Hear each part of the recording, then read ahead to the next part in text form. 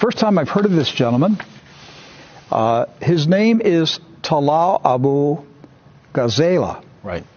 And he's 81 years old. He's Jordanian.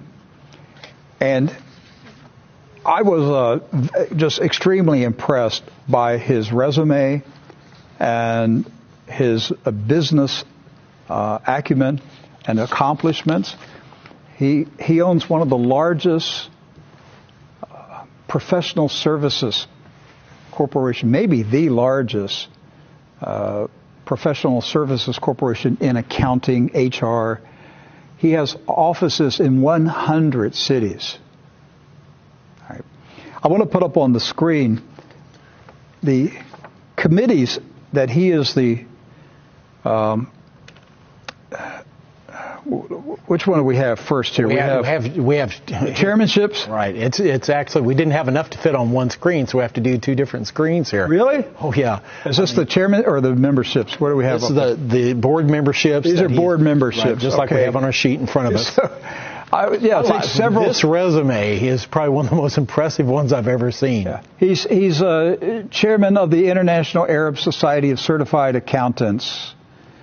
He's a member of the advisory board of the NC Global Talent Competitiveness Index, member of the United Nations Social Impact Fund High Level Advisory Board, honorary membership from the Kuwaiti Association of Accountants and Auditors, special ambassador of the World Tourism Organization. The list, I mean, you can scroll through it of our control. You can just scroll through. You can see these are just some of the organizations that he's a member of. Then you go to the chairmanships, right, where he's chairman, right, of organizations. Doc, go ahead. I mean, the chair of the Talal Abu Ghazala University College for Applied. They named a business college after him. That's how smart he is in analyzing things. He's the honorary president of the Bosphorus Summit's Board of Trustees in Turkey.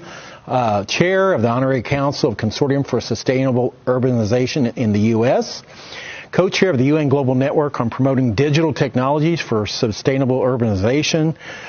It goes on and on and on. I counted 36 different organizations and committees that he's the chairman of related to business and to economics. So I would say that he probably qualifies as an expert on understanding business cycles, economic cycles.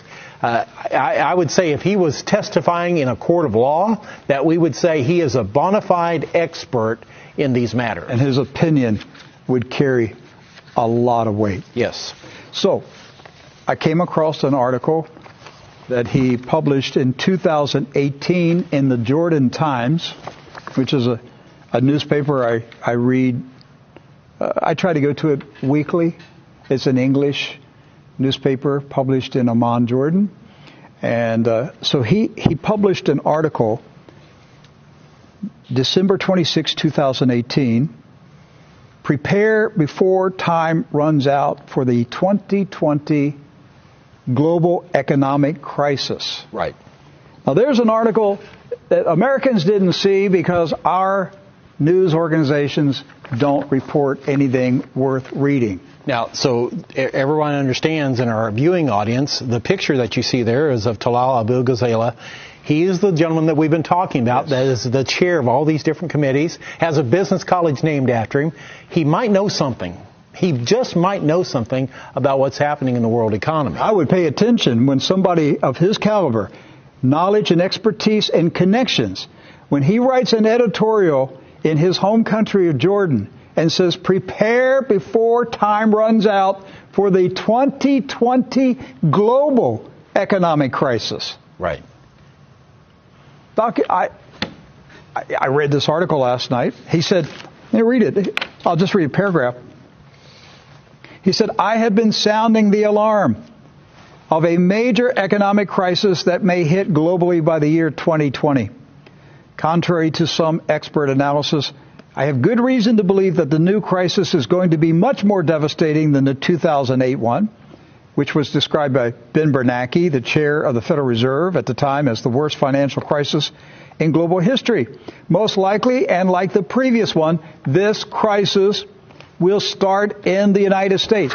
So, folks, listen, here is one of the most prominent, well-known, well-respected businessmen in the Arab world who is telling the Arab business community who respect him. He's saying, I'm shouting. I mean, he's an accountant. Right. He owns an accounting firm that has 100 offices around the world. Right. And he's saying to the business leaders of the Arab world, a mega financial crisis is coming in 2020, and it's going to start in America. Right. And you may be saying to yourself, well, wait a minute. If you're a viewer or listener, you have a little bit of financial acumen. You may be saying, wait, we're experiencing growth here in the U.S. We're experiencing, an expansion of the economy here in the U.S. How can there be a global financial crisis? Well, just like in 2008, that was pumped up with money and with promises that couldn't be delivered on. He goes on to say the U.S. has witnessed a 2.5% growth. This is an indication that there should be no crisis. But he says, I think this growth is due to increased consumer demand because of the liquidity of the U.S. government pumping into the market and is not representative of a real recovery. In other words, we're propping it up with nitroglycerin in the form of quantitative easing, printing money like it's going out of style. And so we're just pumping that money into the economy.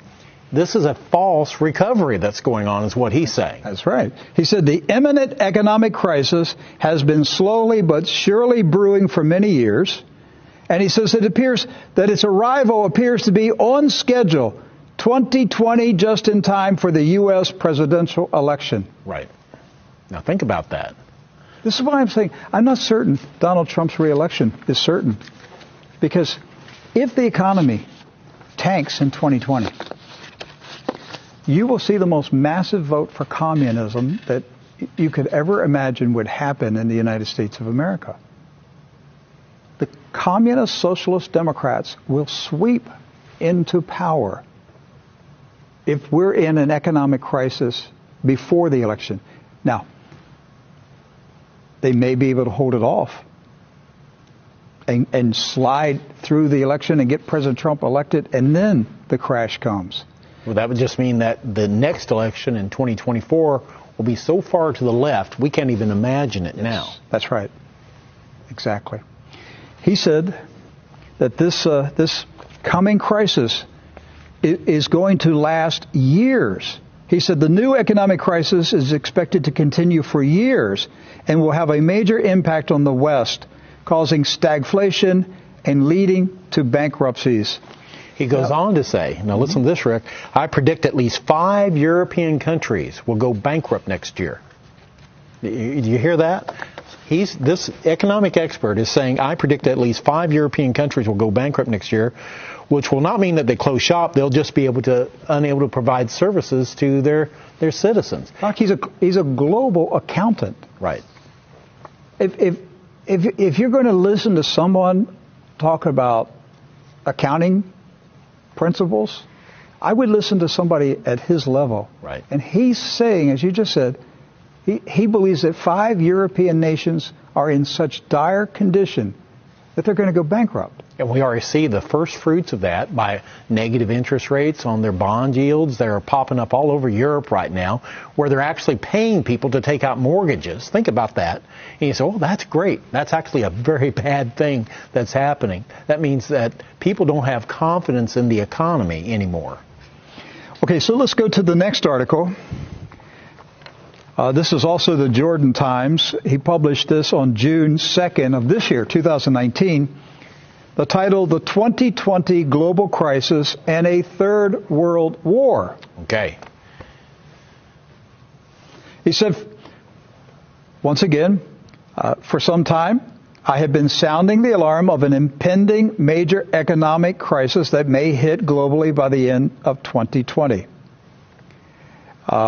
He said nations around the globe, especially in Europe, have lost confidence in the United States' ability to lead in issues of international finance, trade, diplomacy, and war. These nations are quietly dismantling Yeah. Listen, folks, listen to what this man is saying.